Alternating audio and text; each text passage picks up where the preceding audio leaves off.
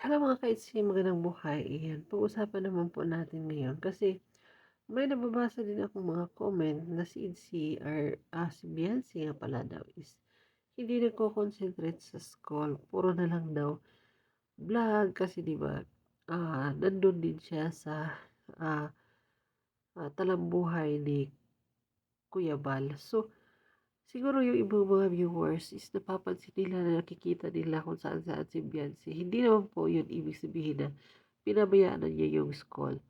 Kasi nga, katunayan nung last na episode ay sinundo siya ni Ino sa school. At nung nakaraan din, isa school din, pinuntahan ni Kalingap Ino. And then, pagkikita din natin doon sa upload ni Dr. Lab, naaktibo din naman po si Biancy doon sa mga aktibidades sa eskwelahan kasi nga, doon puntahan nila is nagpa-practice po ng sayaw. Sa katunayan, yan, congratulations, top 7 po si Biancy. Sa mga nagsasabi na napabayaan, hindi po. At walang vlog kasi sobrang busy si Kalingap Rab.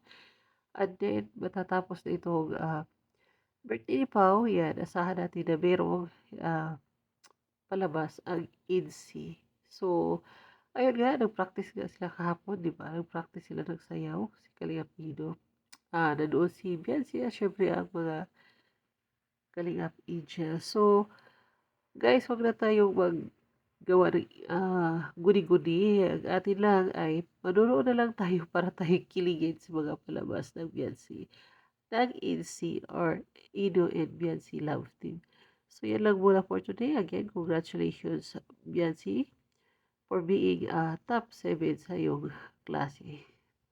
That's all for now. Thank you so much for watching.